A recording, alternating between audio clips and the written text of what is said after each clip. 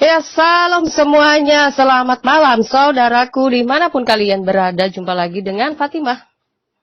Ya, teman-teman, sebelumnya saya mengucap syukur ya kepada Tuhan yang senantiasa memberikan kita kesehatan dan kesempatan ya. Karena hidup ini adalah kesempatan. Teman-teman, saya juga berterima kasih buat kalian semua yang sudah mendukung channel Fatimah. Yang walaupun akhir-akhir ini channel ini mengalami masalah teman-teman ya. Jadi mohon maaf bukan saya tidak selalu update ya. Sebenarnya pengen selalu update. Tapi berhubung karena sering bermasalah akibat teguran strike pertama. Kemudian ada masalah lagi di dalam video berikutnya yang mungkin ada yang tidak suka dengan channel Fatimah. Maka ada yang harus saya privat kembali. Yang tadinya sudah dipublikasikan, kemudian saya privat dan sebagian saya hapus gitu ya. Jadi nggak apa-apa, segala sesuatu bukan sia-sia. Nah, saya percaya bahwa apa yang terjadi dan segala sesuatu yang terjadi itu bukan suatu kebetulan ya. Tetap kita minta hikmat walaupun kita sudah capek ya. Ternyata karya kita harus dihapus, lalu kemudian karya kita harus di privat dan kemudian hilang gitu ya. Itu memang resiko YouTuber. Ya teman-teman, hari ini saya akan membahas ya, temanya ini masih penasaran teman-teman ya. Apakah ini sosok Karni Ilyas yang asli atau yang diserupakan gitu ya teman-teman ya. Nah, kenapa demikian teman-teman? Sekilas saya mendengar suaranya tuh mirip banget, kemudian ada pengakuan oknum tertentu yang mengatakan bahwa dirinya adalah Karni Ilyas begitu ya. Tapi intinya gini teman-teman, ini adalah dunia medsos. Namanya dunia medsos itu apapun bisa tersebar ya. Jadi kabar apapun bisa tersebar. Ada kabar misalkan hal yang seharusnya tidak dipublikasikan itu juga bisa menjadi konsumsi publik gitu loh. Nah, jadi orang-orang yang biasa main di medsos itu jangan baperan ya, seharusnya jangan baperan. Tapi intinya hari ini kita juga berusaha untuk mencari tahu ya kebenarannya. Betul atau tidak sih sebenarnya yang meragukan agamanya itu apa namanya Karni Ilyas atau bukan gitu ya di ILC ya. Beliau adalah orang yang luar biasa sih. Cuma sebenarnya saya suka kurang setuju dengan beliau ketika berada di TV One. Nah, kemudian saya melihat cuplikan video dari channelnya Paul Zhang, kemudian di Dapur Sukacita ya, yang membahas mengenai tentang Islam, kemudian ada narasumbernya yang bernama mengaku sebagai Karni Ilyas gitu ya. Nah, untuk buktinya jelas segala sesuatu harus ditunjukkan ya teman-teman ya. Makanya sekali lagi di dunia medsos itu jangan baperan. Nah, ketika saya berbicara, otomatis saya juga harus menunjukkan bukti, ya. Jadi referensi pembicaraan saya itu dari mana? Nah, kemudian saya pasti akan membuka video tersebut, gitu ya, teman-teman. Nah, ini kita dengarkan dulu. Iya, asli atau bukan? Iya, Pak. Shalom. Oh, silakan. Shalom. Statement Pak sedikit, Pak. Oh, silakan. Ini Karni Ilyas asli atau bukan? Iya, Pak. Shalom. Oh, silakan. Iya. Silakan bukan. Iya, silakan. Nah, teman-teman dengar ya.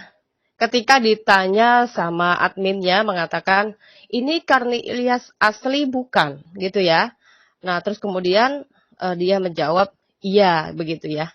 Nah, kita lanjutkan sedikit, nah kemudian kita nanti cari tahu wajah ya, apakah betul ini Karni Ilyas atau bukan. Kita lanjutkan.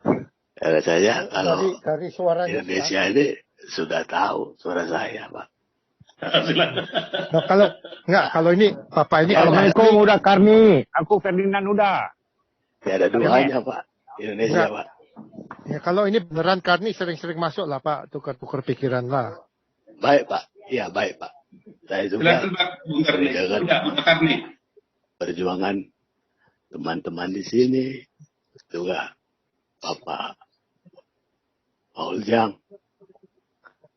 Itu sebenarnya kalau saya perhatikan misi beliau ini bagus, Pak. Gitu. Jadi walaupun beliau dengan keterbatasan,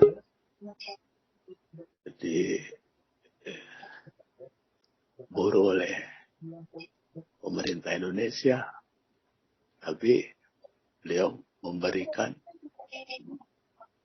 solusi. Ya, teman-teman, sebenarnya di awal ketika saya mendengar pembahasannya, ya, dia mengatakan mendukung programnya Paul Zhang gitu ya. Itu saya agak sedikit aneh karena kita tahu ya, Karni Ilyas ini di kubu mana selama ini gitu ya. Walaupun beliau ini menjadi presenter yang harusnya itu netral, tapi kita melihat ketidaknetralan tersebut. Nah, kemudian dari situlah muncul ketidaksukaan diri saya. Ya, wajar dong saya tidak suka dengan beliau ketika beliau membawakan menjadi presiden ILC ya gitu. Lalu kemudian saya menemukan lagi pembahasan beliau mengenai agamanya, kata dia gitu ya. Dan kita nggak tahu beliau ini beragama apa. Nah, kalau kita selusuri dari profilnya Karni Ilyas aslinya ya, beliau memang Muslim dan beliau lahir dari Minangkabau. Nah, kemudian saya selusuri juga jejak rekamnya. Nah, terus di sini saya menemukan pembahasan yang agak berbalik arah. Makanya saya membuat judul tidak memfokuskan bahwa ini yang bicara beliau. Tetapi argumen yang dia bawa itulah yang membuat saya meresponi atas argumen tersebut begitu. Dan kita lihat ya teman-teman, kita mungkin lebih ke ditarik aja ya. Kita akan lihat face-nya, apakah betul dia Karni Ilyas yang sebenarnya. Semua aspek keadilan di Indonesia, secara khusus hukum, karena hukum di Indonesia dipelintir, Pak. Yang mereka Sibuk banget infrastruktur sendiri. Di posisinya pun sendiri, yang lain-lain kacau. keadilan bukan hanya depan kawan kita yang Udah. Negara kita udah rusak. Nah. Ya, ini teman-teman ya. Ini adalah orang yang mengaku Karni Ilyas. Nah, saya berpikir bahwa dia bukanlah Karni Ilyas. Walaupun mungkin dari segi suara ya. Segi suara sempat saya kaget. Segi suara mungkin dari pengamatan saya hampir 85% itu adalah Karni Ilyas. Nah, kemudian ketika saya lihat face-nya sepertinya agak berbeda walaupun itu mirip gitu ya. Nah, tapi tetap berbeda oknum. Makanya saya membuat judul itu dengan pertanyaan. Nah, kemudian hari ini juga kita masih penasaran, supaya teman-teman juga nggak penasaran, secara live kita bisa menunjukkan dari mana asal mula pemberitaan yang lagi viral ini, begitu teman-teman ya. Nah, kemudian saya membuat judul yang namanya, ini adalah sosok Karni Ilyas yang diserupakan. Masalah tentang serupa menyerupakan teman-teman tahu dong ya. Ini ada di kisah mana? Ya, kalau kita melihat keyakinan teman-teman Muslim ada yang namanya Isa, sedangkan di dalam Alkitab itu namanya Yesus. Kemudian Yesus itu dipaksakan harus menjadi Isa. Nah, padahal yang namanya Isa itu berbeda oknum dengan Yesus gitu ya. Bahkan kita juga memiliki data dalam sejarah tersebut siapa-siapa saja yang hidup bersama Isa itu. Nah, kemudian kenapa dia disalib dan siapa yang menyalibkan, dan kita punya data gitu ya, teman-teman ya.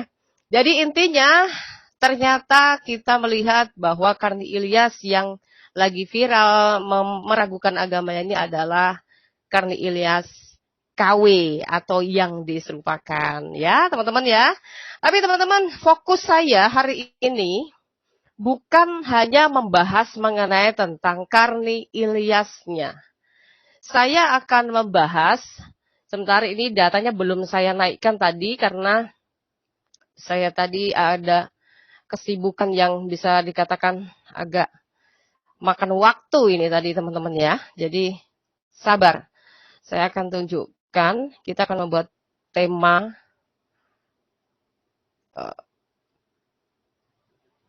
Sebentar.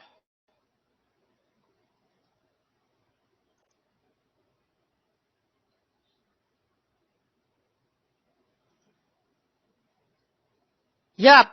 Nah, ini tema yang kita fokuskan ya teman-teman ya. Kalau untuk Karni Ilyas tadi ini mungkin sekejap saja karena namanya kita mengupload pakai video itu kurang bisa ya teman-teman ya. Tapi kalau lewat live streaming itu sangat bisa. Jadi menunjukkan dari mana asal pemberitaan. Nah, kemudian berita yang disebarluaskan tadi itu berasal dari video channelnya Pauzang, kemudian dari Dapur Sukacita ya teman-teman ya. Ya, temanya adalah pisahkan negara dari agama.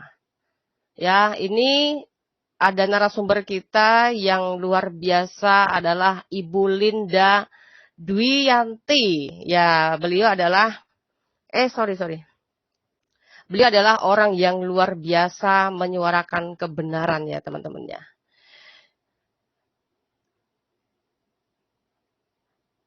Sebentar. Ya, salam selamat malam Ibu Linda Dwiyanti. Ya, shalom, selamat malam, Bu. Wah, luar biasa. Apa kabarnya ini Ibu pendekar ini, laskar negara kita? Sebetulnya bukan luar biasa, Bu. Sebetulnya bukan luar biasa di luar, Bu. Biasa di luar ya, ya betul. Ya, bagaimana Ibu? Kira-kira apa yang mau dibahas nih mengenai tema pada hari ini? Pisahkan negara dari agama. Dan menurut Ibu ini seperti apa dan dari segi apa yang dibahas nih? Silakan Ibu Dwiyanti. Iya. Pertama-tama saya mau memberitahu kepada Ibu bahwa di channel Ibu ini juga ada join dari teman-teman saya seperjuangan. Nanti siap. ada Ibu Lisoy dan Pak Santiamer, mungkin juga saya rasa mungkin sudah masuk atau belum ya? Kayaknya Pak Santiamer sudah. Pak Lisoy sudah masuk. Tapi Ibu Lisoy, siapa? Oh, ini Ibu Lisoy ya, sorry. Ibu Lisoy sudah masuk. Perjuangan, ya. Oh iya, siap. Selamat malam Ibu Lisoy. Salam, selamat malam Bu Fatima. Salam, selamat malam. Jadi ini saya selalu susah membedakan antara Ibu Fatima dengan Ibu Fadila. Oh, suka menyamakan ya? Oh gitu. Iya, tidak sama Bu, Fatima mungkin itu yang diserupakan. Oh iya, betul. Selalu saya suka bingung itu membedakan. Ya, ada lagi rekan seperjuangan Pak Santiamer, monitor Pak Santiamer. Ya, silakan nanti saya naikkan. Linknya silakan dibagi. Belum ada Bu, di Bestek belum ada. Nanti sudah mungkin menyusul. Belum ada, belum. Ya. Baru Ibu Lisoy saja. Ya, silakan ya. Untuk waktunya. Oke. Ya, oke. Terima kasih Bu Fatima. Nah, saya mungkin mau ngomong di awal ini adalah mengenai sosok seorang Karni Ilyas ya Bu.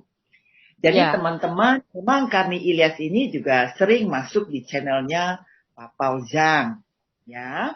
Nah, dari pengamatan dan pendengaran saya terhadap beliau ini, jelas saya bisa ambil keputusan bahwa beliau bukanlah Karni Ilyas yang asli. Tetapi apakah dia punya pendapat tentang negara ini bagaimana? Oke, so far kita bisa terima ya Bu. Tetapi sosok dia ini sebetulnya memang bukan Karni Ilyas yang asli. Jadi teman-teman perlu tahu semua orang bisa punya nama yang sama. Karni Ilyas Karni Ilyas dia di daerah Ponorogo, yang di Wonosobo, semua juga punya nama gitu ya. Suara apalagi, banyak orang kan suaranya mirip. Contoh Pak Jokowi, itu kan juga ada orang yang suaranya mirip. Kan?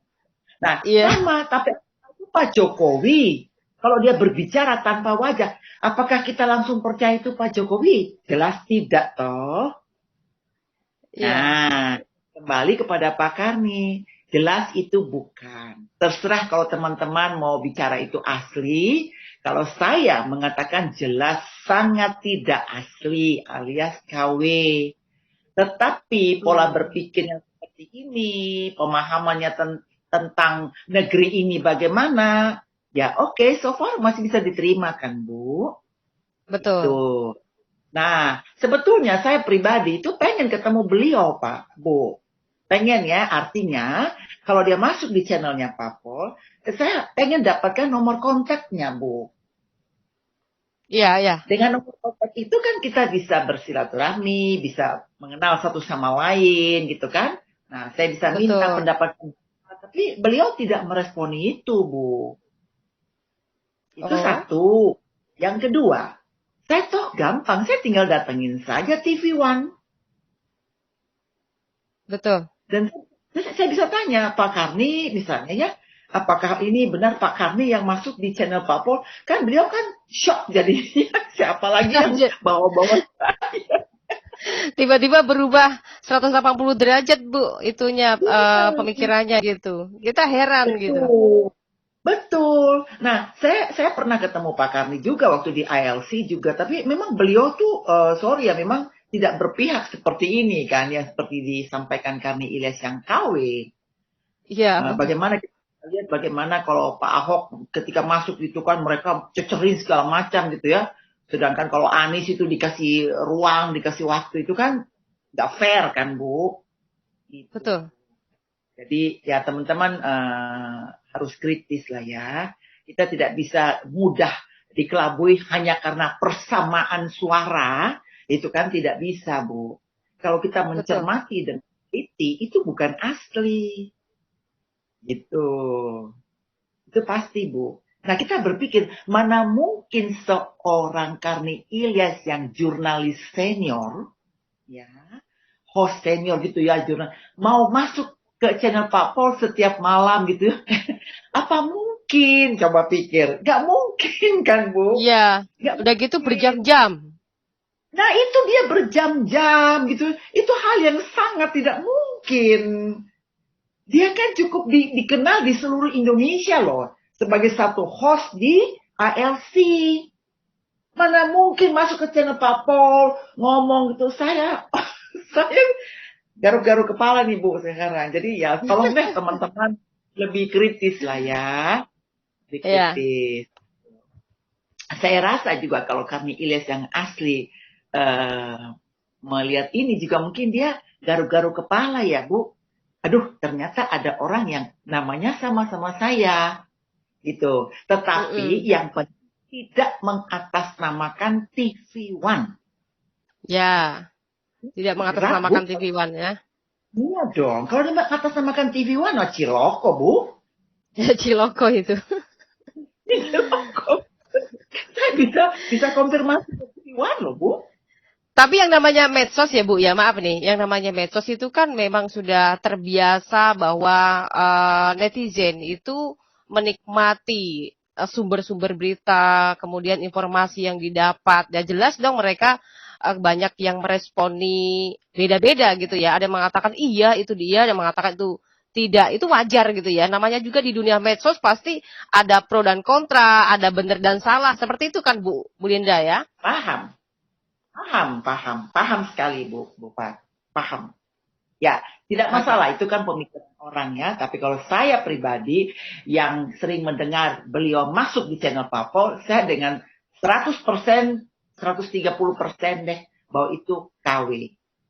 Ya, Ibu Linda pernah masuk ke TV One? Ke ILC? Ke ILC? Pernah. Iya. Pernah. Saya pernah masuk ke ALC dan pada saat itu saya kan berkumpul dengan lawyer ya Bu. Iya, nah, betul. Jujur, saya pertama kali saya ikut ILC itu saya agak terkaget-kaget karena itu semua banyak lawyer ya, banyak juga orang Batak yang mereka berdebat dengan keras gitu kan. Saya pikir begitu saya datang, saya masuk, saya cuma cari mana pintu keluar ya. Jadi maksud saya kalau mereka berantem, saya kabur dari pintu. Iya. Oke, tapi ini ada Maaf nih, ada netizen yang mengatakan saya jamin kalau ini seorang publik figur Pak Karni Ilyas. Saya expect dengan body langsung, language-nya dan intonasinya. Jadi dia melihat dari mungkin dari segi tubuhnya, lalu kemudian intonasi suaranya, ya itu mungkin menurut dia bahwa itu spesifik beliau begitu ya. Tapi ya itu ya lagi-lagi saya katakan itu sah-sah saja orang berpendapat apa ya mengenai tentang Karni Ilyas ini ya. Ya, tidak masalah. Kalian mau beranggap itu asli, tidak masalah. Saya kan punya pendapat kan beda kan, Bu. Gitu loh. Betul. Nah, Jadi jangan salahkan para YouTuber juga ketika mereka meresponi bahwa itu adalah benar Karni Ilyas yang fokus kita tuh langsung ke yang di TV One itu gitu loh, Bu. Karena pengakuannya beliau juga mengatakan ditanya sama adminnya narasumber di Pauzang itu mengatakan apakah benar ini Karni Ilyas gitu ya. Beliau menjawab iya gitu ya. Kemudian jelas publik akan meresponi bahwa oh ternyata dia begitu ya. Kemudian mereka meresponi dengan YouTube channel masing-masing begitu. Itu sebenarnya sah-sah saja. Ya tapi kalau seandainya merasa bahwa ini mencemarkan nama baik dan Karni Ilyas yang asli nggak terima, ya silahkan mungkin klarifikasi bahwa itu bukan saya dan lain sebagainya. Nah beres gitu loh. Jadilah anak bangsa yang cerdas, anak bangsa yang cerdik, anak bangsa yang tidak baperan, dan anak bangsa yang dewasa. Begitu ya Bu ya? Harusnya seperti itu ketika kita sudah di dunia medsos. Betul. Nah, saya memposisikan diri saya, kalau saya seperti Karni Ilyas, dan orang mengatakan, oh ini Karni Ilyas. Kalau saya pribadi, saya pasti mengatakan, teman-teman, saudara-saudaraku, kebetulan suara saya itu mirip sekali dengan Pak Karni Ilyas yang notabene presenter senior di TV One. Tetapi mohon maaf, saya berbeda dengan beliau. Nama saya sama, tetapi saya bukan Karni Ilyas yang kalian lihat di TV One. Kalau saya begitu ngomongnya. Ya. Mungkin beliau ini terframing, artinya dalam tanda petik mungkin bangga juga dikenal sebagai Karni Ilyas yang ada di TV One. Itu loh Bu. Dan sepertinya gampang saja. Tidak ada lagi solusi lain kecuali Bapak tolong kasih saya nomor kontaknya. Karena saya salut dengan opini-opini Bapak, pendapat-pendapat. Saya salut. Untuk itu saya pengen ketemu Bapak. Saya pengen minta nasihatnya atau apalah. Boleh. Nah, kalau beliau betul-betul real, beliau pasti kasih saya nomor kontak, Bu. Tidak mungkin tidak. Semoga mendengar juga ya, Pak Karni Ilyasnya ya. Ya, kalau benar hubungi hotline kami dan saya akan dengan teman-teman lain akan bertemu, kita ngopi, ya, kita bicara tentang negara ini, tentang bangsa ini. Ayo, saya pengen dengar pendapat Bapak supaya kita dapat masukan. Itu solusinya. Betul. Itu, Bu. Kalau beliau orangnya pas, oke, nih nomor saya 08 sekian-sekian. Oke, kapan? Nanti saya bikin waktu, kita ngopi, Pak. Di mana kita ngopi? Nah, itu solusinya, Bu. Kalau dia betul real, dia pasti terima tantangan saya. Ya. Pasti, Bu. Tidak mungkin tidak. Nah, Bu, kita bisa mendeteksi ini real apa fake, Bu.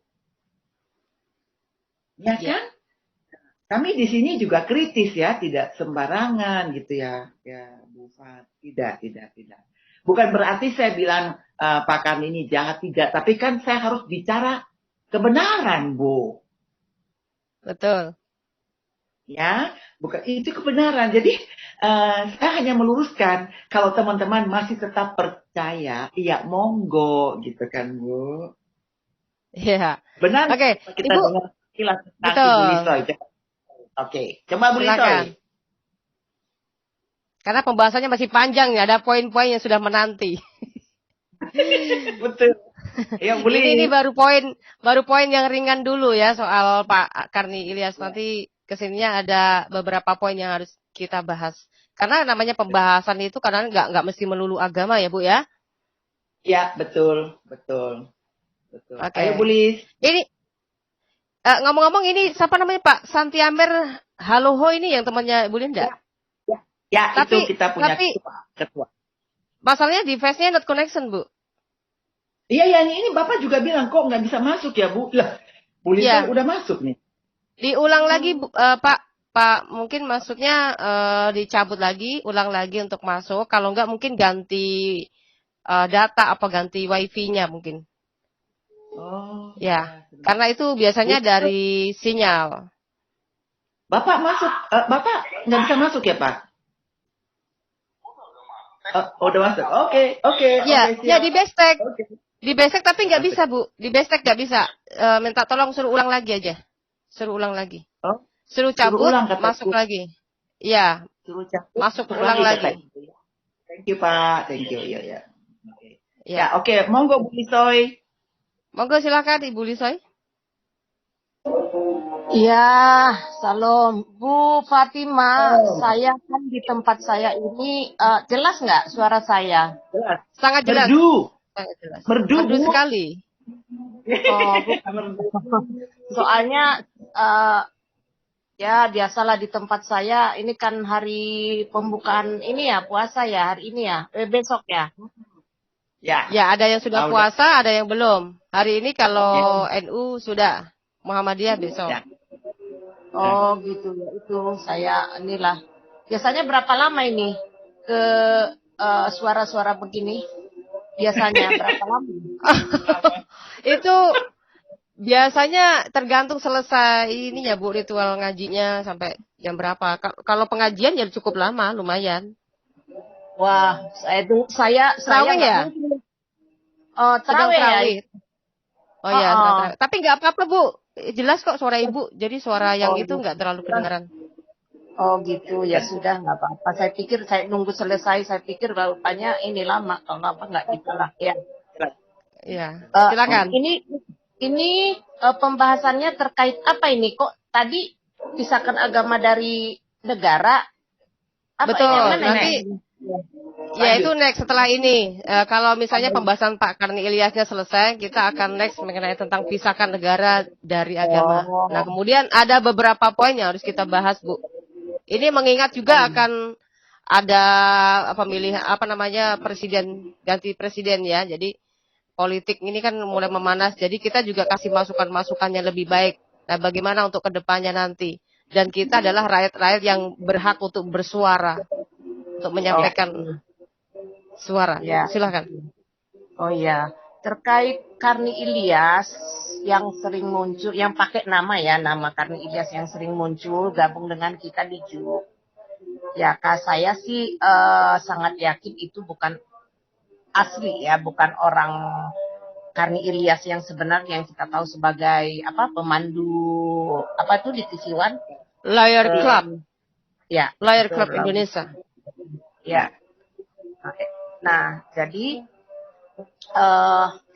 ya kalau ada yang mempercayai itu Karni Ilyas ya silakan aja. Kalau saya sih pribadi enggak ya.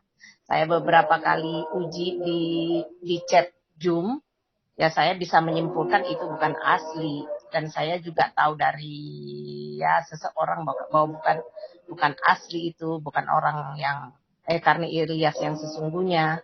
Nah, cuman ya saya sih menanti-nanti Karni Ilyas asli ini mengklarifikasi, tapi kok nggak ada ya, sejauh ini nggak ada saya lihat gitu. Harusnya kan ini kan persis namanya kan persis banget ya, nama persis gitu loh. Suara persis gitu ya. Iya, Suara persis. Suaranya persis loh. Jadi intonasinya itu, kemudian serak-seraknya itu kan membuat kita sesak nafas ya dengernya ya. Iya. Kalau bicaranya. Itu tadi yang buat saya ini beneran Ilyas bukan gitu ya. Tapi kalau dari intonasi suaranya betul, memang saya lihat memang betul. Tapi Iya. dari face mukanya sih agak sedikit beda walaupun ada kemiripan. Entah mungkin karena beliau pakai topi dan kacamata atau bagaimana saya juga kurang ngerti. Ya, makanya sekarang saya sih karena begitu persisnya dan banyak orang yang yakin banget itu Karni Ilyas asli. Saya sih menanti-nanti Karni Ilyas yang asli itu klarifikasi gitu loh. Tapi ya sudahlah gitu ya, itu urusan dia lah, itu kan apa namanya warna-warni per YouTube-an lah itu ya. Iya, betul. Iya, kalau nggak gitu kan nggak ramai, orang kan penasaran gitu ya. Betul. Kalau mengenai itu ya, Bu Fatimah, saya yakin itu bukan Karni Ilyas asli. Oke. Itulah Siap. pendapat. Itu pendapat Kalau Ibu Linda dan juga pendapat Pak Lisoy, Ibu Lisoy, bahwa itu bukan Karni Ilyas ya, tapi yang diserupakan gitu. Ya, sekali lagi untuk Pak Santiamer Haloho, aduh mohon maaf ini di Face Note Connection, jadi belum bisa. Mungkin ganti HP, pakai HP apa pakai laptop ya ini ya? Jadi nggak bisa masuk ini, jadi ya gimana Bu? Ya ini ada. Ini sekali lagi ya, sebelum kita masuk ke pembahasan berikutnya, ini ada Pak Pelo ya, Pak Pelo. Ini beliaunya adalah tentara. Selamat malam. Siap Ibu, shalom, selamat malam. Salam, selamat malam Pak Pelo. Bagaimana Pak Pelo? Iya, kalau saya ngedengar tadi ini masalah Pak Karni itu emang ya menurut saya sih sama dengan ibu-ibu yang lain ini. Seperti itu Bu Fatimah. Oke, siap. Itu saja. Kita akan Itu membahas aja, ke Bu. berikutnya nih. Iya, silakan Bu, saya mau dengar dulu Bu. Iya Bu, silakan. Oke, sekali lagi Ya. kita akan membahas ini. Karena ini kalau nggak salah sih sempat dibahas di channelnya Paul Zhang ya Bu Linda ya. Tapi belum fokus ya, belum fokus. Nah hari ini kita mendengarkan fokus dari narasumber-narasumber yang sudah ada, ingin membahas mengenai negara kita. Jadi temanya adalah pisahkan negara dari agama. Nah, apa sih yang membuat Ibu membuat tema seperti ini dan apa yang ingin Ibu ungkapkan?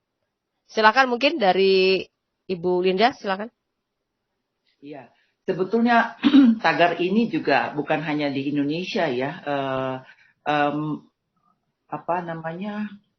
Mereka-mereka yang tinggal di luar negeri juga punya prinsip yang sama, Bu. Jadi warga negara Indonesia yang tinggal di luar negeri pun mempunyai pemikiran yang sama bahwa pisahkan negara dari agama. Nah itu mereka bikin tagar seperti itu, Bu.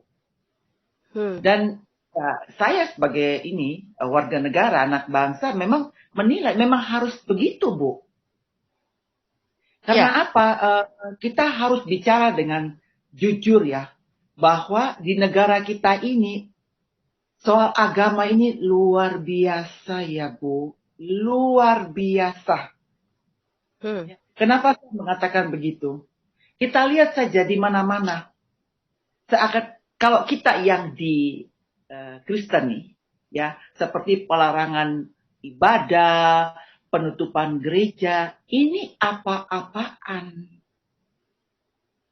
Ini kita bagaimana? Ini negara ini mau dibawa kemana? Mau dibawa ke agama. Terus agama apa yang harus kita pegang?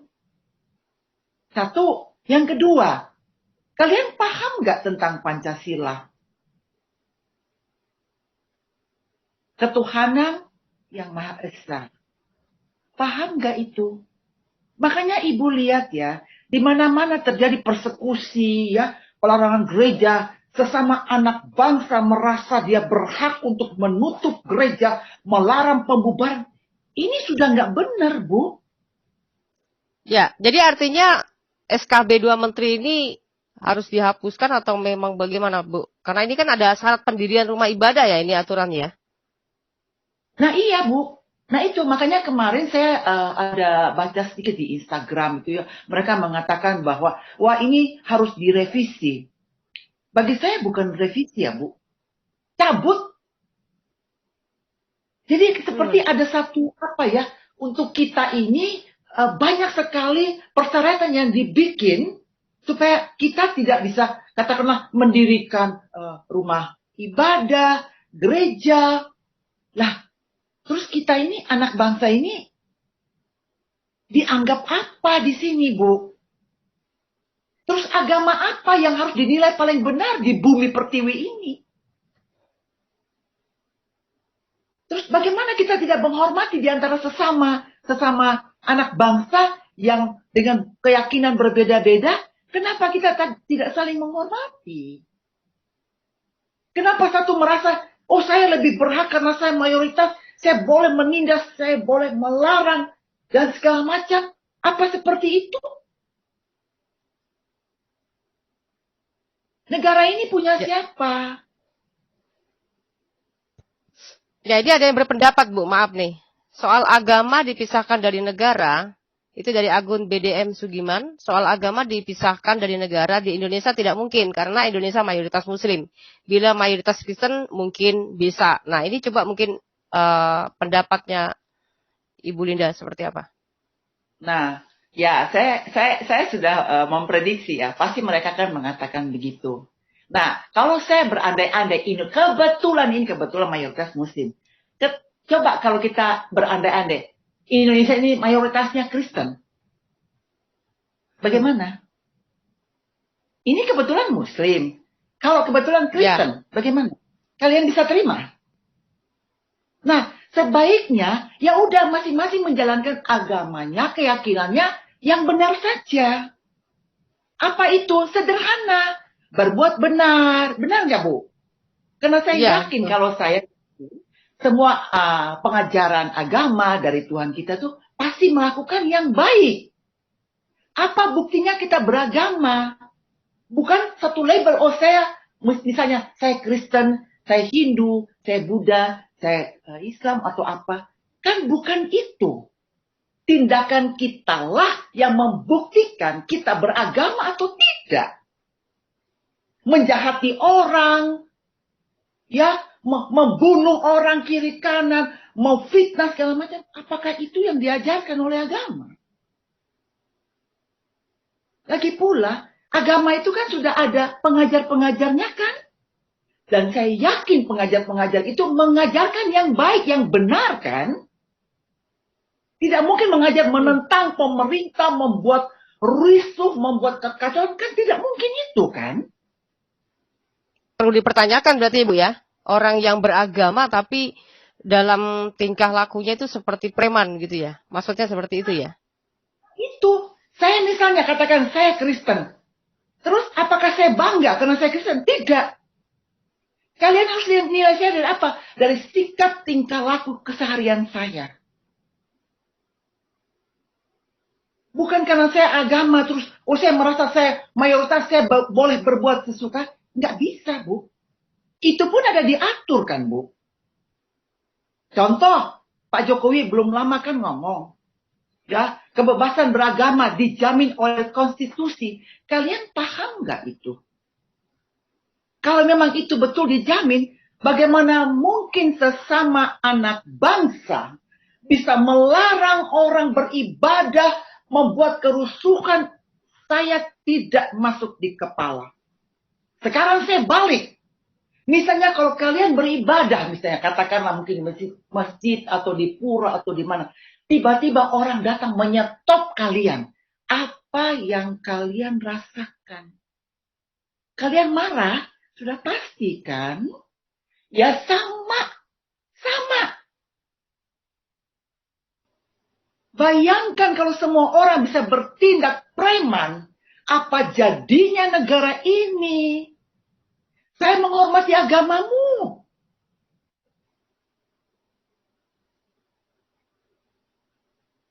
Bu, saya kadang-kadang sedih ya. Selalu kalau kita lihat buktinya, selalu Kristen jadi sasaran, Bu. Saya jadi kadang-kadang merenung, tanya ya. Memangnya kehadiran gereja, orang beribadah di rumah, apakah membuat lingkungan sekitarnya terganggu? Sakitkah? Stroke mendadakkah? Gila mendadakkah? Atau apa? Bagaimana sesama anak bangsa bisa bertindak dengan premannya, dengan merasa mereka berkuasa? Ini ajaran dari mana? Kita sama-sama anak bangsa, darah kita tertumpah di bumi pertiwi ini. Yang kita ajarkan kan saling menghormati. Kemana itu? Terus kita mau bicara toleransi. Apanya yang toleransi? Kasus yang terjadi yang jelas kemarin itu yang di Lampung, itu sangat-sangat memalukan dan tidak dibenarkan sama sekali. Bayangkan seorang Wawan bisa masuk ke dalam gereja, berhenti. Anak bangsa loh, Bu. Yang beribadah itu juga anak bangsa. Kok berani-beraninya Wawan bersikap seperti itu? Kalau menurut Bu Linda, apakah dikarenakan mungkin mereka tidak punya rasa takut kepada pemerintahan ini, atau memang mereka memiliki visi-visi lain gitu ya? Karena kalau kita melihat kayaknya terlalu berani begitu loh. Gak ada sedikit pun untuk bisa menghargai orang lain beribadah. Nah, kemudian bahwa itu melanggar aturan, maksudnya mengganggu gitu ya. Kenapa nggak ada berpikir ini nanti pasti saya akan jadi masalah ke hukum? Atau mungkin merasa hukum ini terlalu receh gitu kali ya, Bu? Silakan. Saya jawab, Bu. Kenapa bisa terulang dan terulang dan terulang terjadi seperti ini? Jawabannya sangat sederhana. Karena tidak ada tindakan tegas dari pemerintah. Pertanyaan saya, kalau kita Kristen, katakanlah seandainya, bertindak seperti itu, apa yang kalian lakukan? Mungkin kepala terpisah dari badan. Yang saya bingung ya, kok kalian seakan-akan reseh dengan gereja? Apakah gereja itu mengeluarkan suara yang membuat kalian tidak bisa tidur, atau sakit mendadak, atau stroke mendadak, atau apa? Kalau kalian tidak menyetujui, kan ada instansi tertentu yang bisa bertindak kan, Bu? Bukan preman-preman di lapangan yang sesuka hati bertindak, tidak dibenarkan. Jadi kita dibilang merdeka, merdeka apanya? Dan di bumi pertiwi ini tidak ada satu pun manusia yang boleh mengancam satu dengan lain. Tidak dibenarkan, Bu. Kita hidup di negara merdeka kan, Bu? Betul. Tidak boleh satu mengancam yang lain. Tidak boleh. Tidak dibenarkan sama sekali, Bu. Saya menentang keras. Saya sudah menghormati loh. Yang kalian yang muslim, yang Buddha. Apa salahnya menghormati agama orang lain? Kalau dia beribadah, kan tidak membuat imanmu bergoyang, bergeser, toh? Bisa, Bu. Beribadah juga kita menghormati. Ya, ini ada akun ini dari Wiwin ya. Fatimah Sadia, justru karena itu agama dan negara tidak dipisahkan, perlu adanya pelindungan kebebasan beragama, bukan dipisahkan katanya, Bu. Nah, mungkin Ibu Lisoi bisa berpendapat. Silakan, Bu. Ditanggapi mungkin ini. Ada karena orang pikirannya beda-beda, Bu. Saya maaf Bu Fatimah, saya sebentar lagi ya. Rada ini nih, saya agak ini dulu ya. Bentar lagi saya. Oke, siap. Ya. Siap. Silakan Ibu Linda aja yang menanggapi. Karena ada orang nggak setuju loh, Bu Linda. Jadi mereka menganggap bahwa agama itu jangan dipisahkan, gitu kan. Nah, tapi sedikit saya mungkin saya sampaikan ya kepada saudara-saudara yang mungkin setuju dengan seperti pembahasan Wiwin ini ya. Jadi kalau agama itu disatukan ya dengan hukum negara, jelas pasti akan bentrok. Karena kita lihat agama apa dulu nih ya. Agama ini kan beda-beda. Ya nggak, Bu Linda? Ya. Agama Hindu, Buddha, Kristen, ya itu jelas memiliki hukum yang berbeda. Nah, kalau disatukan dengan negara mungkin masih bisa nyambung. Nah, yang jadi masalah, bagaimana kalau hukum Islam itu disatukan dengan negara? Jelas itu tidak bisa menyatu karena mereka suka mengatakan bahwa yang paling dijunjung adalah Allahnya. Jadi aturan-aturan harus sesuai Allahnya dan bukan negara tertentu.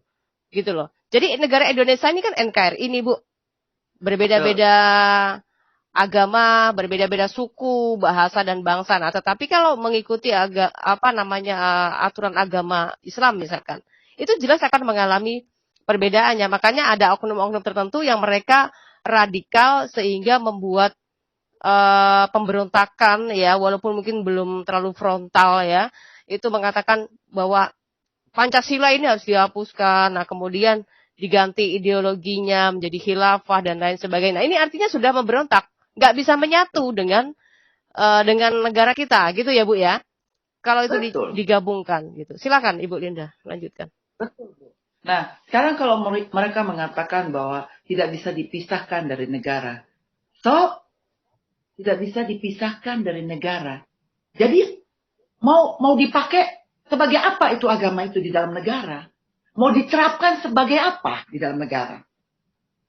Toh di dalam ini kan bukan hanya mayoritas misalnya katakanlah Muslim, kan ada berbagai agama yang lain kan. Begini saja deh, kita coba copy, dengar kembali apa yang di sounding sama Pak Jokowi kemarin. Beragama dan beribadah dijamin oleh konstitusi dan Undang-Undang Dasar 45. Ya, ada itunya Bu. Kita mungkin putar. Ya, itu yang Pak Jokowi kemarin ngomong. Oke, kita dengarkan dulu ya. Mengenai kebebasan beribadah dan kebebasan beragama. Ini yang beragama Kristen, Katolik, Hindu, Konghucu, hati-hati, ini memiliki hak yang sama dalam beribadah, memiliki hak yang sama dalam kebebasan beragama dan beribadah. Hati-hati, beragama dan beribadah itu dijamin oleh konstitusi kita, dijamin oleh Undang-Undang Dasar 1945, pasal 29 ayat 2. Sekali lagi, dijamin oleh konstitusi. Ya, silakan Bu, pendapatnya. Nggak bisa Bu, mungkin Ibu harus putar kembali karena terputus-putus Bu. Mereka tidak copy secara utuh Bu. Oh? Terputus. Terputus-putus? Ya, mereka tidak bisa copy secara utuh. Ya.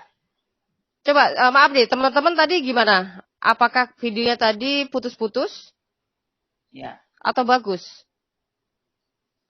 Mohon konfirmasinya dulu teman-teman. Takutnya nanti karena mungkin sinyalnya Ibu Linda atau bagaimana. Tidak terputus-putus Bu katanya. Kata Pak Gajah Madanya, nggak terputus-putus. Berarti di sinyal Ibu. Nah tadi yang saya tangkap Bu ya, negara itu harus berdiri di bawah konstitusi. Bukan dari kesepakatan Bu, kalau nggak salah tadi ya. Nah ini menurut Ibu bagaimana? Silakan mungkin bisa ditanggapi. Apakah betul demikian? Jadi rakyat Indonesia harus dikasih pemahaman seperti ini, Bu. Saya sampai. Halo? Iya, Bu. Iya, Bu. Ya, Bu. Apa diulang lagi? Diulang lagi? Iya, sebaiknya Ibu ulang sekali lagi, Bu. Oke, baik. Mengenai kebebasan beribadah dan kebebasan beragama. Ini yang beragama Kristen, Katolik, Hindu, Konghucu, hati-hati, ini memiliki hak yang sama dalam beribadah, memiliki hak yang sama dalam kebebasan beragama dan beribadah. Hati-hati, beragama dan beribadah itu dijamin oleh konstitusi kita, dijamin oleh Undang-Undang Dasar 1945, pasal 29 ayat 2. Sekali lagi, dijamin oleh konstitusi. Ya, dijamin konstitusi Bu, katanya Bu. Ya, iya. Nah, kira-kira mereka-mereka yang mendengar ini, ada yang mau counter statement Pak Jokowi? Itu aja pertanyaan saya, Bu. Ada lah pasti Ada. dari pihak yang melawan. Ya. Nah, ini ada yang mengatakan begini, Bu. Khilafah ditegakkan, minoritas justru terlindungi. Nah, gimana ceritanya, Pak? Khilafah itu harus bersyariatkan Islam. Orang non-muslim mau nggak mau harus berhijab. Ya kan? Nah, Kemudian aturan-aturan harus sesuai dengan aturan agamamu. Ya nggak bisa lah. Jelas pasti akan mengalami pro dan mengalami kontra itu pasti ya. Mengalami kontra, nggak pro dari non-muslim gitu. Kalau pemikiran kamu ya untuk agamamu ya mungkin tepat.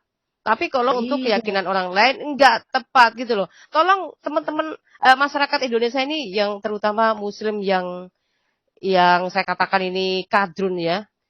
Cerdas sedikit dong, Bro, ya. Jadi kalau misalnya Anda berstatement tuh harus melihat dari kacamata lain juga. Jadi kacamata itu banyak, jadi bukan kacamata dari kamu sendiri. Kepala itu banyak, otak tuh banyak, pemikiran itu banyak, ya. Bahkan agama itu banyak, gak agamamu saja. Sudah jelas agama lain punya aturan sendiri. Nah, kemudian dipaksakan harus mengikuti aturan agamamu. Ya jelas ini akan menjadi kontra. Gimana nggak perang terus? Nah, sekali lagi, kamu belajar dari negara yang sudah bersyariatkan Islam. Di negara Islam. Kamu belajar di sana. Kalau perlu, kamu ke sana dulu. Sebulan aja. Bawa anakmu perempuan sekalian. Ya, sekalian bawa ke sana. Nanti kamu akan bisa merasakan sebulan. Ya, Abdul Somad aja kalau misalnya jalan-jalan, dia nggak mau ke negara Islam. Dia pengennya negara kafir. Ya, jadi mikir kalau bicara. Ya, jangan maumu sendiri. Kata siapa, khilafah ditegak, minoritas justru terlindungi. Nggak ada ceritanya itu. Ya, silakan, boleh enggak? Betul. Ya, saya kadang-kadang hampir tepok jidat itu. Mereka kok bisa berpikir begitu? Tuh saya nggak mengerti, Bu. Sampai saya kehabisan kata-kata ini. Dari mana itu bisa muncul di otak itu? Saya nggak habis pikir, Bu. Lantas kalian menganggap agama lain kayak itu seperti apa?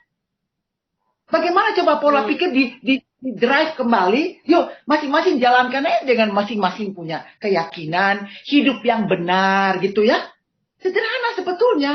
Apa yang mau dipaksakan di dalam ini? Tidak ada yang bisa dipaksakan kan, Bu? Agamamu ya sudah, kamu jalan di relmu. Agamaku ya aku jalan di relku. Yang penting berbuat benar, berbuat baik. Jangan berdusta. Betul. Jangan membunuh sembarangan. Itu kan buktikan, sederhana saja ginilah. Buktikan bahwa kita itu beragama. Dari apa? Dari tindakan kita sehari-harinya kita itu yang dilihat. Saya pun, bukan saya tiap hari masuk rumah ibadah, terus saya dikategorikan orang baik suci. Kan tidak. Hasil tindakanmu itu yang mencerminkan kamu ini beragama apa bukan kan? Betul. Jadi nggak usah apa ya? Nggak perlulah begitu-begitu. Sederhana sebetulnya. Yuk, saling menghormati, mengenai itu sudah benar. Ya, akhirat masing-masing ya, Bu ya. Negara-negara, akhirat-akhirat. Jadi jangan pasangkan keyakinan orang harus sama dengan keyakinannya. Kita dengarkan dulu ya, mungkin petua Pak siapa Bu namanya nih? Namanya?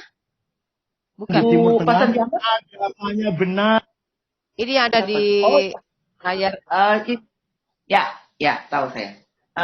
Ya, kita dengarkan dulu ya petuahnya ya, bicara tentang khilafah nih. Benar, madhabnya benar Hanafi, Syafi'i, Ahli Sunnah wal Jamaah, tapi akhlaknya morat-marit.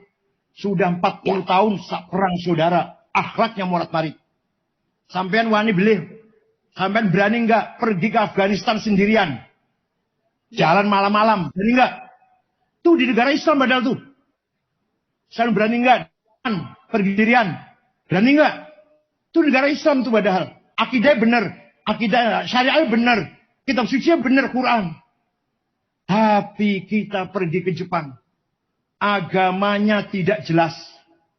Bukan Yahudi. Bukan Kristen. Bukan Islam. Bukan Hindu. Bukan Buddha. Bukan Konghucu. Agama namanya Shinto. Agama lokal. Kayak di Indonesia agama lokal banyak. Ada 20 barangkali. Sitan, Karuhunan, Sabto Darmo, Darmo Gandul, Gotoloco, Sambelun, Subud, Pangestu, Parpalin, dan lain-lain lah. Itu agama lokal itu. Lah di Jepang tuh agamanya seperti itu. Gak terkenal, Shinto. Tapi budayanya maju. Akhlaknya bagus. Tidak ada korupsi. Tidak ada penodong. Tidak ada perampok. Hak asasi manusia dilindungi. Tidak pelanggaran hukum. Yang benar dibenarkan, yang salah dihukum. Itu di Jepang. Kita pergi ke Jepang. Jalan-jalan jam 12 hanya berdua. Aman. Hati tenteram. Di Australia aman. Di New Zealand aman. Tapi ke Afghanistan, ke Libya, Yaman, berani sama jalan sendirian. Ke Suriah, di Damaskus sama jalan sendirian, berani. Nah ini. Maka martabat bangsa bukan agamanya, bukan kitab sucinya, bukan Tuhan dan nabinya, tapi akhlaknya. Akhlaknya baik, martabatnya unggul, akhlaknya bobrok, martabatnya hancur. Betul. Oke, mantap kan? Nah, ada juga Bu, teman-teman Muslim yang mereka dari golongan PBNU itu memang bagus ya pemikiran, tapi NU juga banyak pecah juga sih ya. Tapi ada kelompok yang memang mereka tuh masih berpikir waras, jadi hidupnya tuh untuk NKRI gitu ya. Jadi jelas bahwa negara itu memang harus dipisahkan dari agama. Agama ya agama, bernegara ya bernegara gitu ya. Nah lucunya sekarang Bu, Indonesia ini pergi ke kantor saja udah pakai syariah sekarang. Ya kan? Bayangkan itu. Mau jadi apa kan? Indonesia mau jadi negara Arab apa bagaimana? Budaya-budaya lokal itu hampir sudah mulai ditinggalkan karena orang yang sudah mengabdi pada syariah Islam ini gitu loh.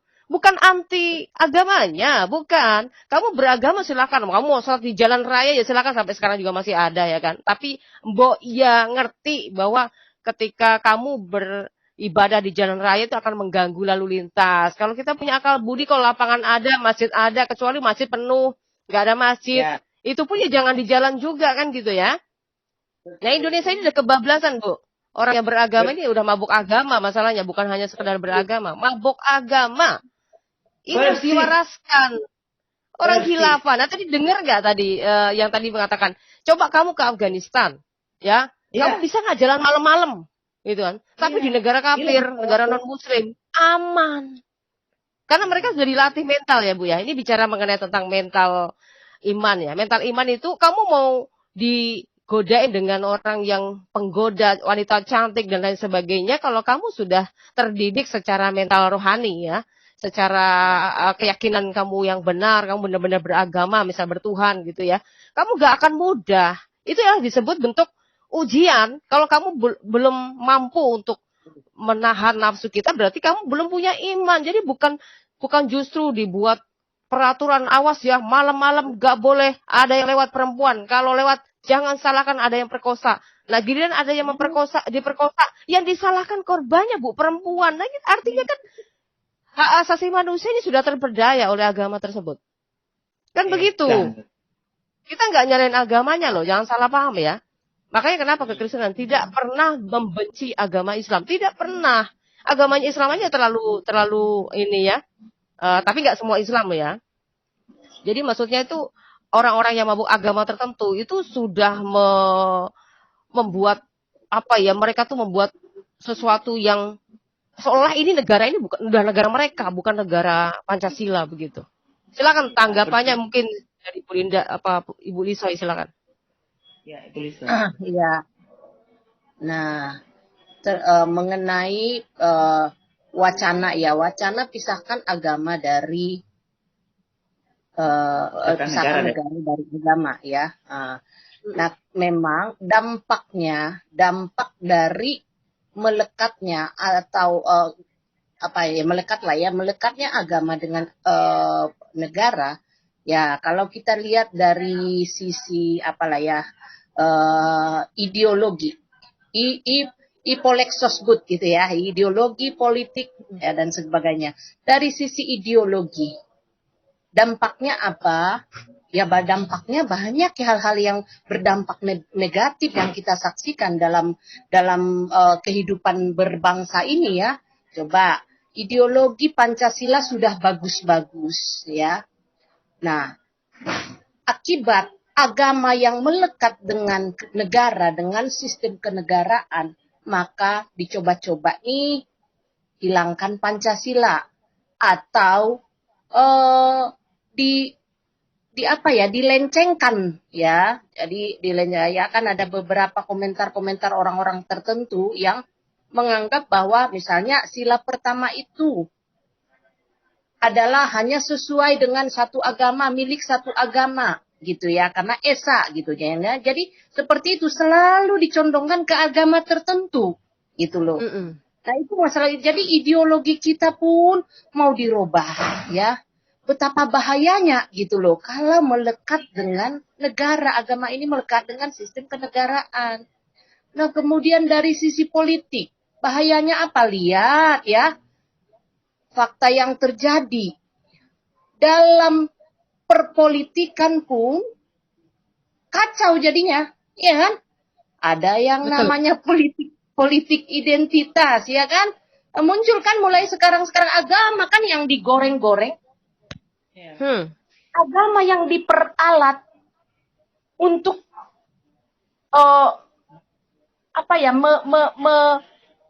mewujudkan hasrat berkuasa ini oleh orang-orang tertentu.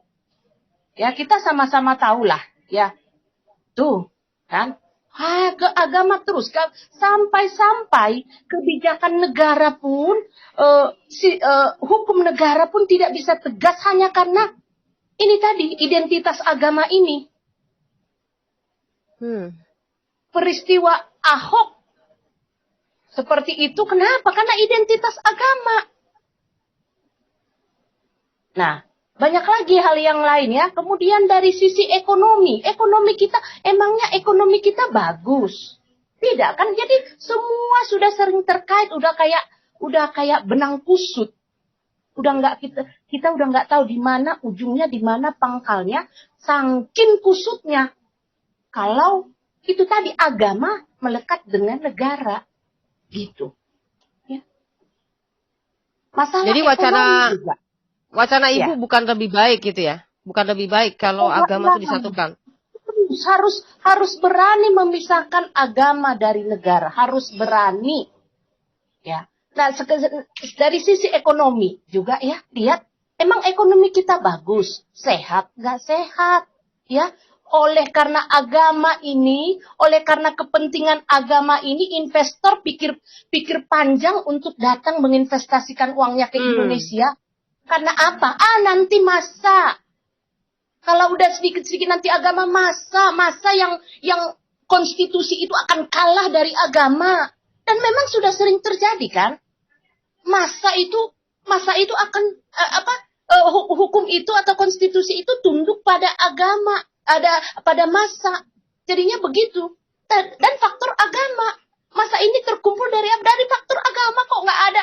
Oh suku ini gue masanya nggak pernah. Jarang. Semua digoreng-goreng untuk kepentingan agama. Ya kan? Itu ekonomi. Sosial emang kita sehat-sehat aja.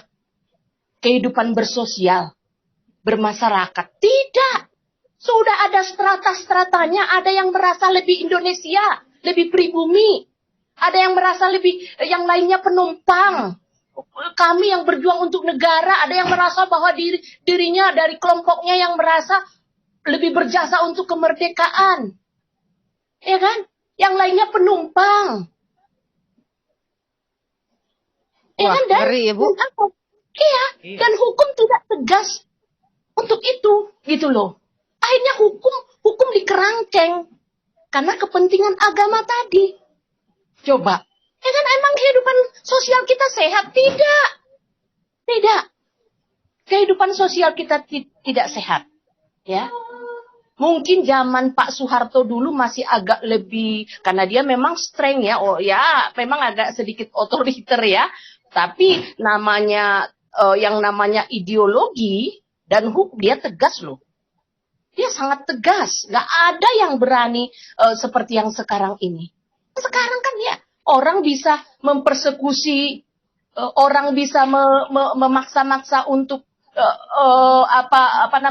berbusana ala Timur Arab. Tengah. Iya, iya kan? Orang bisa seorang guru atau pendidikan, institusi pendidikan milik negara pula bisa diperalat untuk mempersekusi atau mengintimidasi orang. Kenapa bisa begitu? Itu tadi. Konstitusi tidak berdaya. Karena agama yang terlalu melekat dengan negara gitu. Itu sosial kita nggak sehat, kehidupan bersosial nggak sehat. Budaya, jangan tanya lagi budaya kita. Emang budaya kita yang Nusantara asli siapa yang memelihara? Siapa yang terbeban? Asli ya, asli nih, kita bicara asli. Jangan yang udah diimprovisasi. Ya kan? Budaya kita juga udah rusak gitu loh. Karena udah dikerangking semua, udah nggak berdaya gitu. Nah coba kalau pisah antara agama dengan negara. Ya konstitusi akan nomor satukan. Ini jadi nggak berdaya kan? Semuanya. Pertahanan, keamanan semua sudah kacau gitu. Apalagi setelah reformasi ini kan. Kalau zaman dulu kita masih merasakan misalnya dalam kehidupan bersosial ya, zaman Soeharto lah dulu orang-orang ya. Jadi kalau saya bilang orang Soeharto masih merasakan zamannya Soeharto berarti ya kita udah tua-tua lah ya ibaratnya ya. Nah, zaman Soeharto dulu kalau yang pernah mengalami di era itu ya. Ya misalnya kehidupan sosial antar umat beragama lah dulu ya, gotong royong, nggak ada melihat-lihat agama atau apa suku atau apa, udah bersatu gotong royong bersama-sama. Nah kalau perayaan orang misalnya agama lain merayakan, contoh misalnya yang Kristen, kalau kayak di kampung saya nih ya, yang Kristen kalau pas hari Lebaran itu dapat kue banyak. Ya, banyak dapat kue tuh. Nanti dicatatin tuh, Bu, dicatat nama-namanya. Karena nanti akan dibalas pada saat tahun baru. Pas tahun baru nanti udah dibuka itu bukunya. Si anu. Dikirim lagi balasannya gitu. Nah, kalau sekarang masih ada nggak itu tradisi? Enggak. Artinya rusak kehidupan bersosial kita. Di tempat saya, di kampung saya saat ini, bahkan menjenguk melayat yang orang meninggal pun sudah ada diskriminasi. Pembatasan gitu ya. Ya, bayangin, saya baru-baru ini dapat cerita dari teman dari kampung saya, tempat kelahiran saya. Ya. Ada orang meninggal, ini udah tua banget dan memang dulu sangat ini ya, dulu masih merasakan keakraban lah ya antar agama ya. Nah, orang Kristennya datang, ini tuh mayat nggak boleh dibuka, harus ditutup. Nanti berdosa katanya mayatnya. Coba karena ada kafir. Gila nggak? Aku kan udah pernah cerita kan Bu Linda.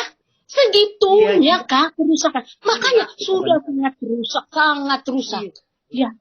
Dan orang tua ataupun guru-guru sudah mendidik anak-anak muda sekarang, anak-anak generasi anak-anak sekarang.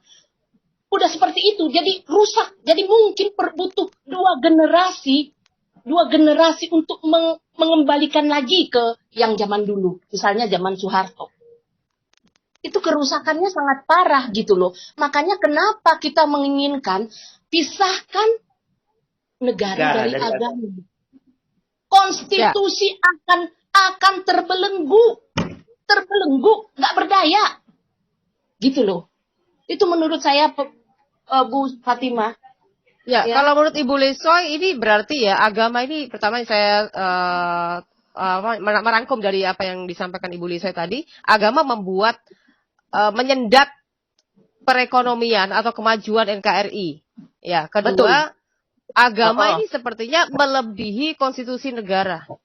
Pengaruhnya yang saya lihat, Jadi walaupun misalkan dari Pak Jokowi sendiri ketika dia berbicara mengenai tentang hukum, aturan, undang-undang, dan lain sebagainya ya. Tetapi secara mekanismenya itu kita melihat belum ada wacana yang, belum ada pelaksanaan yang secara otoriter begitu loh. Jadi masih lembek Ya, menurut saya. betul. Betul nggak sih? Kita Ya, melihat itu ya, dan bahkan ya, merasakan. ya, betul. Undang-undangnya sudah betul, aturannya sudah betul. Nah, kemudian presidennya sudah betul gitu ya. Nah, apa yang membuat negara ini masyarakatnya terutama mayoritas itu merasa dirinya itu berkuasa mengobrak-abrik agama lain, tempat ibadah lain. Nah, ini apa yang membuat mereka semakin berani, bahkan mereka ada yang RT ya kemarin ya, dari oknum RT harusnya mengerti hukum gitu loh. Kalau orang awam masih bisa dimaklum, ini masalah oknum RT yang dia memiliki otoritas untuk memimpin masyarakat sekitarnya gitu loh. Gimana Ibu tanggapannya? Ini saya juga penasaran, ini harus diedukasi juga ya, karena menjelang mau pemilihan presiden ini juga masyarakat juga harus dicerdaskan gitu dengan pemasukan orang-orang yang cerdas seperti ibu-ibu dan bapak di sini. Silakan Ibu Liswe mungkin mau nanggapi lagi. Ya, betul Bu Fatima, karena memang ya di sini sih perannya presiden kita ya sangat-sangat dibutuhkan gitu loh untuk mengembalikan martabat bangsa ini. Ya. Kalau Pak Presiden itu melakukan seperti yang pernah dia sebutkan, sudah tidak ada beban, harusnya begitu, nothing tulus gitu ya. Harusnya dia lebih tegas gitu. Nah, ternyata ya kenyataan yang sekarang ya, kalau menurut saya pribadi Pak Jokowi kurang tegas ya, kurang tegas. Nah, bayangkan waktu pidato yang ditayang tadi pidato Pak Jokowi itu kan Pak Jokowi berpidato setelah kejadian Batam ya. Dan pelarangan ibadah yang di Batam. Itu juga sempat kita awalnya coba melakukan pendampingan, tapi ternyata pihak gereja terutama pendetanya gimana kita nggak tahu penyebabnya. Tapi kalau menurut saya takut, jadi nggak berani bersuara. Itu sebenarnya bisa kita lebih expose tadinya ya. Nah, itu pada kejadian di Batam itu kan sebenarnya ada 14 lembaga pemerintah yang terlibat, ya kan? Memprihatinkan ya, termasuk BIN daerah, BIN, kita punya buktinya.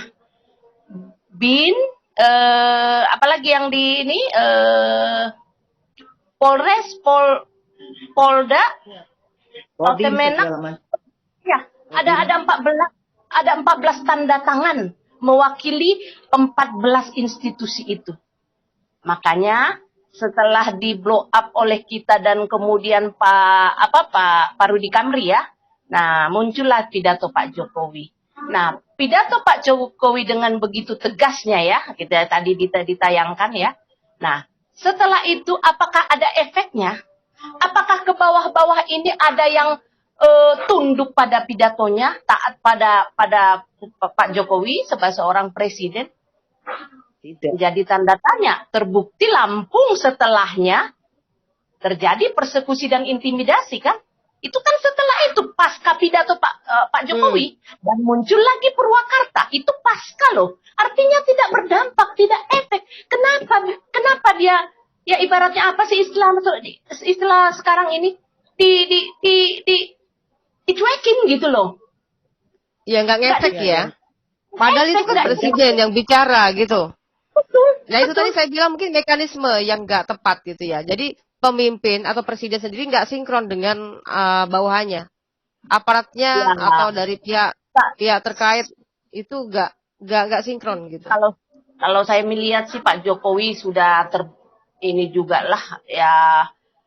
Itulah kadang-kadang kalau dari partai ini kita agak susah juga berkomentar ya mengenai ini ya. Dia terbelenggu jadinya ya. Coba nothing tulus, lakukan sesuai konstitusi.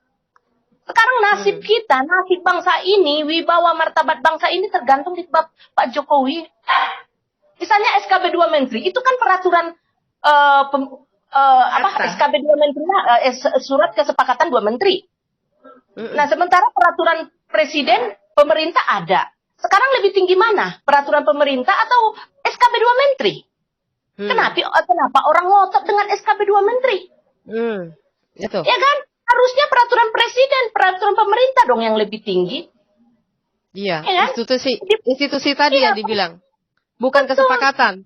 Sedangkan SKB 2 itu kan hasil kesepakatan, kan begitu. Kesepakatan 2 Menteri, ya. Kalau itu mudah untuk ibarat Pak Jokowi Balik telapak tangan. Balikan telapak tangan untuk menghilangkan itu SKB 2 Menteri. Itu belenggu itu. Itu model penjajahan. SKB 2 Menteri. Saya bilang itu model penjajahan kok. Apanya yang baik dari situ? Ya kan? Masa beribadah harus minta izin? Orang berdoa kok minta izin? Iya. Orang berdoa ke Tuhan minta izin? Aduh. Luar biasa. Karena itulah jadi rusak kan ideologi bangsa ini. Harusnya dengan ideologi Pancasila nggak boleh ada seperti itu. SKB 2 Menteri itu. Nggak boleh.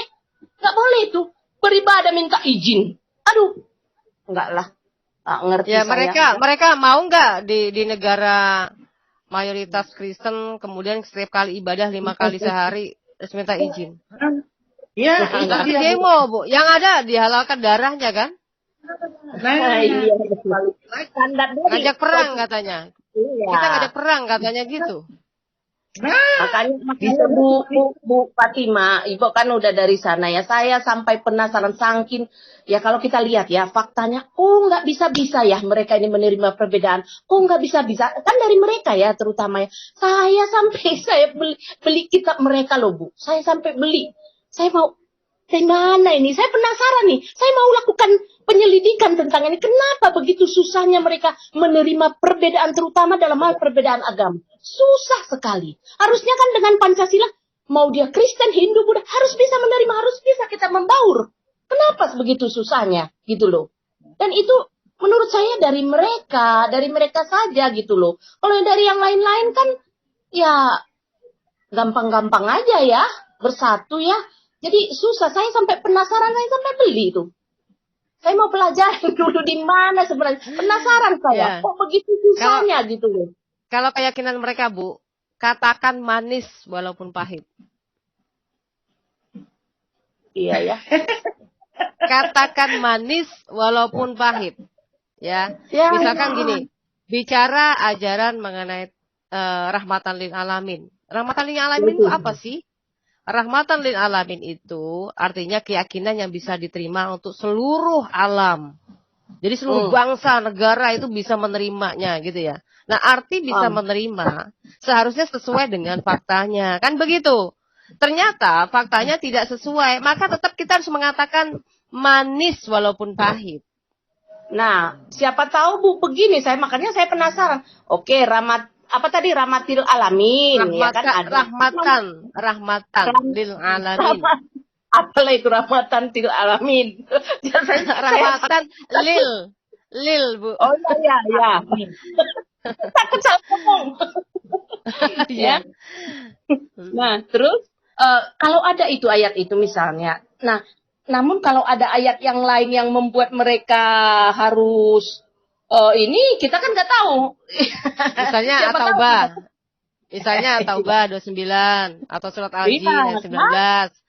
Kalau enggak ayat satunya, misalkan gitu ya. Ada banyak kita menemukan hal-hal yang tidak bagus, tapi yang kita harus katakan manis walaupun pahit, karena nanti di situ akan dipermanis, Bu.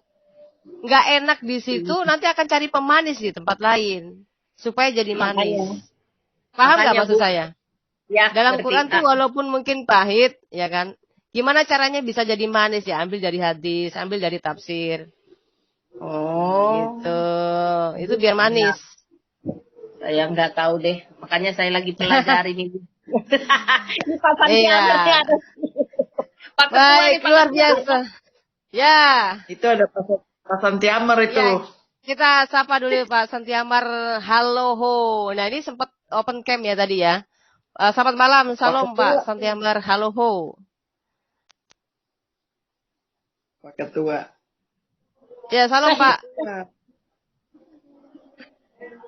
Ya, Pak Ketua. Loh, Halo Pak Ketua. Bukan? Tadi padahal udah lumayan oke loh tadi loh. Ini kalau nggak salah beliau yang menampilkan sosok Ilyas yang diserupakan nih. Beliau ya? saya nggak tahu ya. Bu Fat, ini Pak Santiamar bilang begini. Ya, Yang ngomong saya dengar, tetapi suara dan gambar saya terblok. Gimana tuh?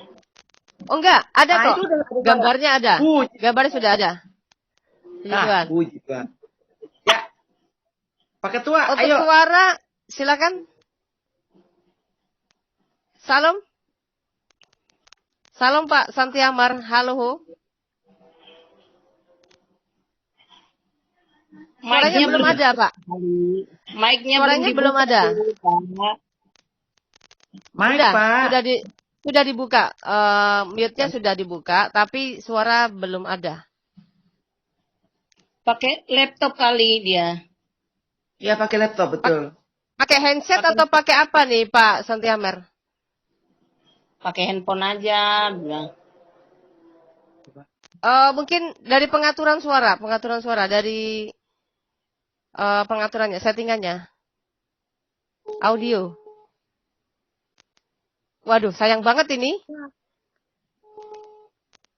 Pak, Bapak wajahnya udah ketok. Iya, wajahnya sudah ketok ini, tapi Suaranya enggak. ternyata sinyal. Ini saya naikin lagi. Enggak usah. Mungkin enggak usah pakai video dulu, coba. Di close lagi aja. Muncul. Nah, suaranya coba. Nah, ini. Belum nah, ada. Ini, nah. Belum ada, suaranya belum ada. Jadi pengaturan audionya, Pak. Pengaturan audionya di setting. Kalau misalnya pakai handset, coba pakai handset. Langsung colok bisa biasanya. Wajahnya udah muncul tuh wajahnya. Iya. Ibu Linda tolong mungkin japri. Bilangin Ya. pakai handset coba. Pakai handset. Pakai headset. Oke. Ya, kalau nggak bisa juga nanti dari pengaturan audionya itu mungkin ganti speaker saja.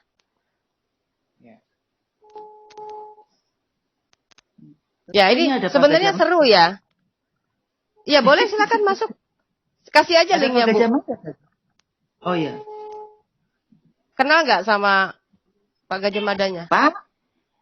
Bapak? Iya, komunitas. Suaranya mana suaranya, Pak? Makanya saya di laptop saya udah oke ya, sudah nggak anus lagi. Udah pakai handphone aja. Pakai handphone aja, Pak. Pakai wajahnya udah ketok, Pak. Nah, pindah ya. Oke. Sudah ketok. Udah pindah ke handphone, Bu. Ya. Oke, sambil menunggu, Bu. Jadi tadi saya sempat menangkap pembahasan tentang orang Indonesia yang sudah dibalut agama dan mabuk agama ini. Kadang-kadang kita masuk ke perusahaan saja itu ditanya agamanya apa. Nah, kemudian dokter ya, itu ada kejadian-kejadian seperti ini ya, Bu ya katanya. Mungkin mungkin Ibu Linda bisa sampaikan itu, katanya ada fakta seperti itu. Coba bagaimana Bu kronologis mencari keuntungan. Ya kan? Nah, itu bisa tentang mekanisme untuk berbisnis ya memang seperti itu adanya. Mereka bukan ahli bisnis, ahli agama beda. Makanya kenapa agama sama pembisnis harus dipisahkan juga. Ya. Kan? Makanya saya bilang Bu Fatimah, ke ekonomi juga dampaknya besar ya. Ya kan? Ini yang ekonomi yang lihat sekarang ini kan perhatikan deh. Semua serba disyariahkan ya. Bank disyariahkan. Padahal sudah jelas-jelas dengan sistem syariah kemarin-kemarin kan rugi besar. Mau itu investasi perbankan, asuransi, dan yang lainnya ya, instrumen keuangan yang lain, semua yang berbau syariah itu kan cenderung rugi, tapi tetap loh dipaksakan loh. Bahkan itu Riau itu bank daerahnya dijadikan bank syariah loh. Itu makanya. Terganggu. Bank syariah. Bahkan sekarang properti, Bu, bisnis properti pun mereka juga buat syariah. Lucu-lucu aja sih sebenarnya. Ada perumahan. Perumahan tuh dilarang non-muslim, gitu kan? Jadi ini sebenarnya apa sih gitu loh? Perumahan muslim gitu ya. Ya, lucu ampun. gitu. Semuanya sudah ini, makanya ya ke berbagai bidang sudah rusak jadinya kan. Ya memang harus pisah lah agama dari negara lah. Harus pisah, nggak bisa. Mungkin Ya, begini, penekanan. Mereka yang seperti ini, yuk cari waktu ya, pergi ke Afghanistan dulu deh ya, kayak ibu bilang tadi. Kalian pergi dulu ke sana dulu deh, jangan ngomong khilafah. Kalian pergi dulu ke Afghanistan sana, pergi, lihat kalian baru kalian datang sini berbicara. Itu yang paling benar. Bu Linda, belum tahu mereka bagaimana kisah cerita orang-orang Afgan Iran yang sama-sama demo dengan kita kemarin ya. Lari dari khilafah. Kalau mereka nyaman ngapain jadi imigran, Bu, ke negara Eropa? Indonesia juga banyak loh dimasukin. Iya, kita bantu suakanya untuk dapat suaka cepat itu mereka. Kenapa? Iya kan? Kenapa mereka lari?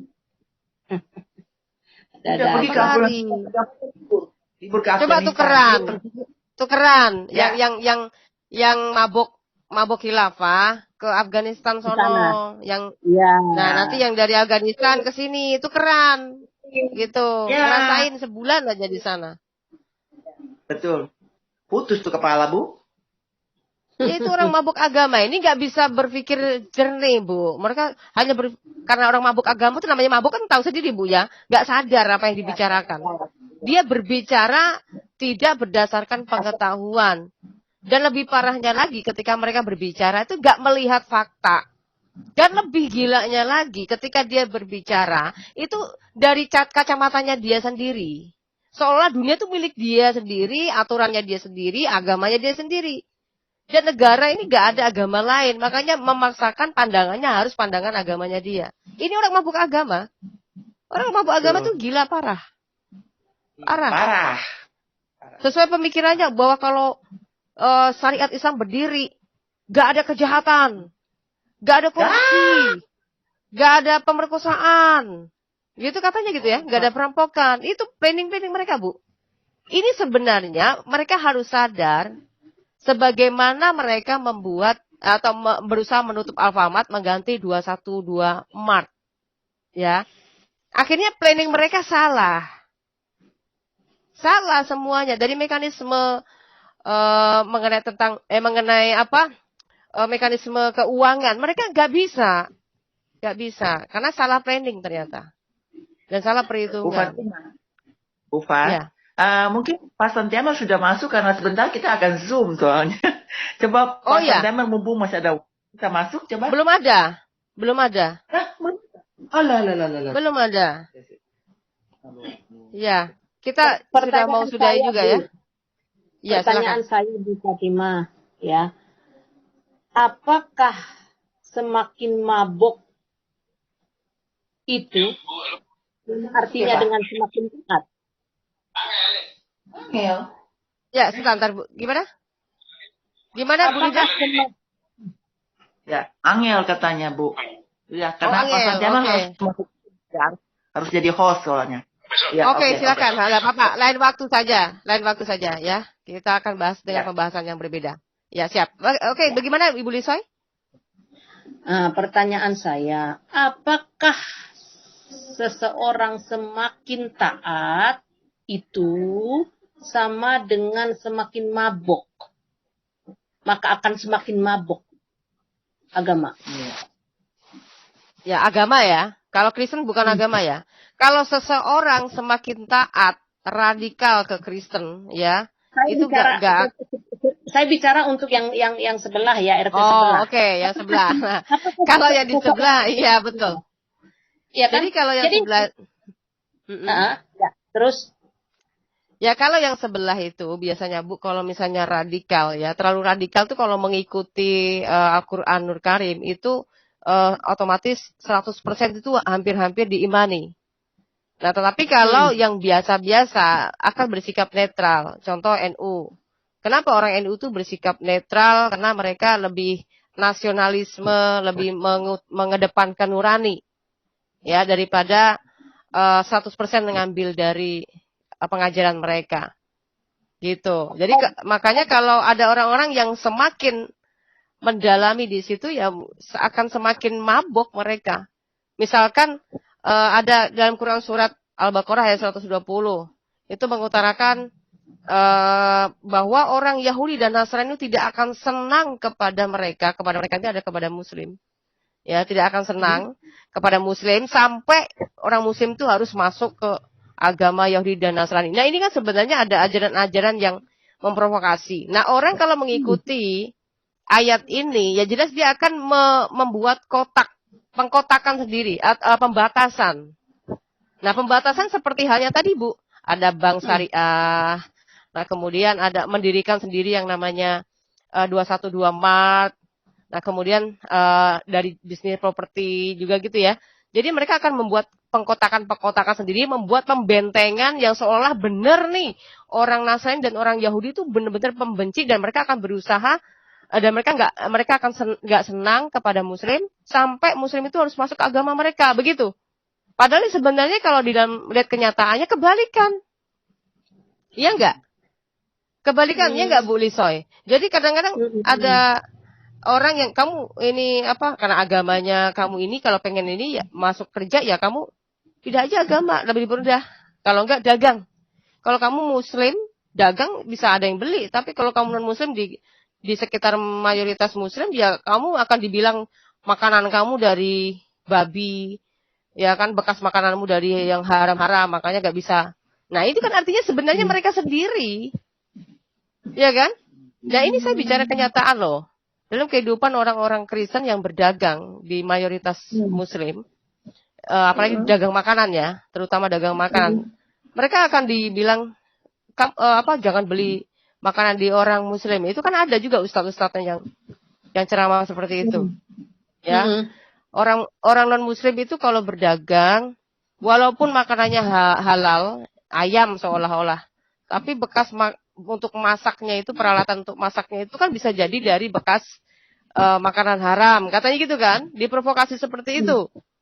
Nah, otomatis secara tidak langsung mereka membuat diskriminasi secara tidak langsung gitu loh.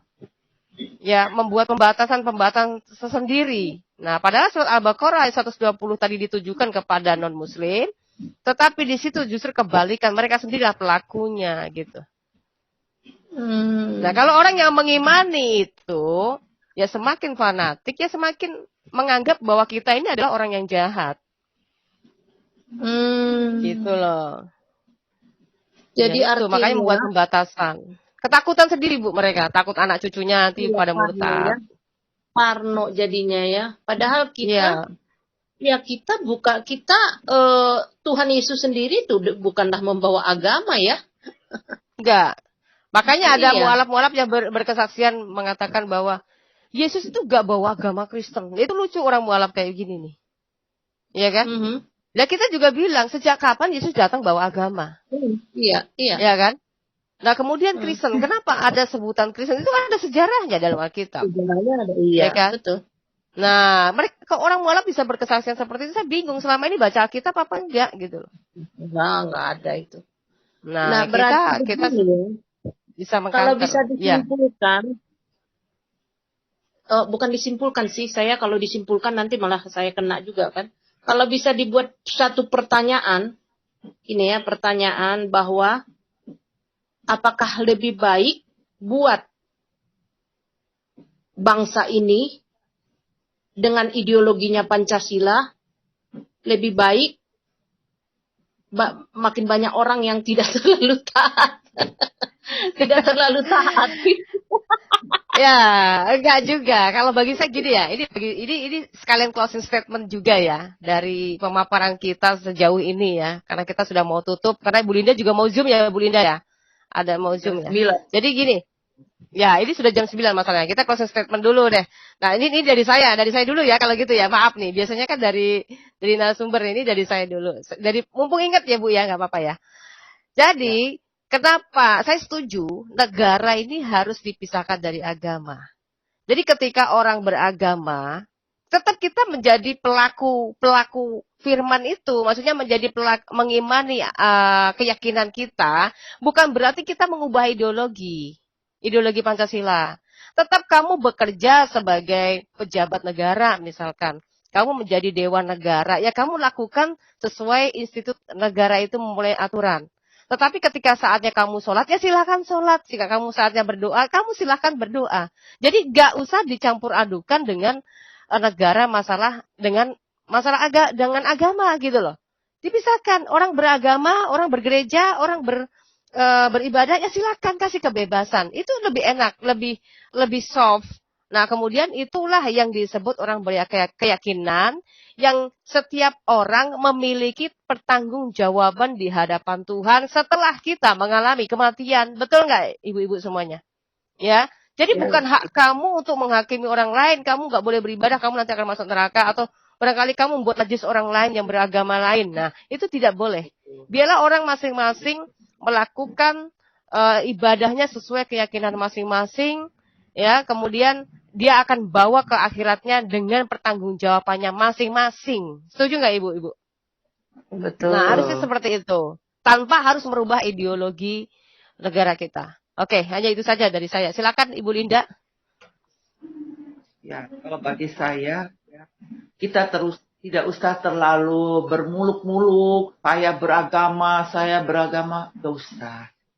Seperti yang kayak Bapak tadi ngomong itu, akhlaknya dibenerin. Ya, itu. Kedua, gak usah kita bangga-banggakan, oh saya beragama ini, gak perlu. Yang penting buktikan dengan tindakan kita di dalam keseharian kita. Hati, pikiran, tindakan kita yang benar, cukup, sederhana. Besok-besok juga kamu mati terkubur di tanah, ada Tuhan nanti mengadili. Kelar. Jadi masih dikasih waktu ini juga berbuat yang benar di bumi ini. Itu aja. Sederhana, agama gak terlalu dipolitisir. Orang lain sudah terbang ke bulan, sudah kemana-mana. Kita di Indonesia pusing, sibuk, mabok dengan agama. Yuk beralih. Nah, itu saya, Bu. Terima kasih. Oke, siap. Iya, silakan Bu Lisoy. Ya, dari saya. Saran saya adalah begini, Pancasila itu udah anugerah yang terbesar lah buat Indonesia ya. Jangan berpikir lagi ada ideologi lain selain Pancasila yang bisa mempersatukan bangsa ini. Hanya dengan Pancasila. Kalau ada ideologi lain itu lupakan saja, nggak akan bisa. Itu aja. Thank you. Ya, belajar dari negara lain ya Bu ya. Oke, siap. Terima kasih nih ya untuk waktunya sudah hadir nih Ibu Linda Duyanti dan juga Ibu Lisoy. Dan juga selamat datang juga di channel Fatimah, dan terima kasih untuk kehadirannya dan untuk waktunya. Untuk lain waktu kita membahas lagi ya dengan hal-hal yang lain ya Ibu ya, kalau bersedia ya. Oke, terima kasih banyak. Kita sudahi, dan teman-teman semuanya yang masih stay di live chat dan juga masih menonton ulang ya. Terima kasih, jangan lupa yang belum subscribe ya, usahakan channel Fatimah itu bisa mencapai 100.000 K. Oke? Tuhan Yesus berkati kita semuanya. Salam. Salam.